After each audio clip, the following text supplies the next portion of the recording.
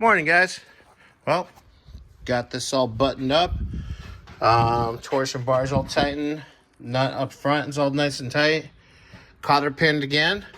So I'm gonna get on the passenger side here.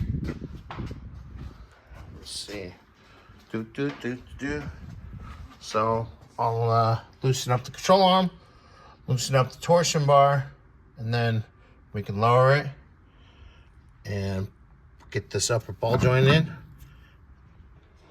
And yeah, start buttoning up like the other side. Get it all done. Get the wheels back on and roll this out for right now. Waiting on some other parts. So once all those come in, then I'll come back in and we'll finish up some stuff. All right, guys. Well, I'll get you an update here in a few. Getting ready. We're gonna loosen that guy up. All right, took the cotter pin out. Loosen that guy up a bunch. And then we'll make sure we have our nut and everything for the upper ball joint ready to go.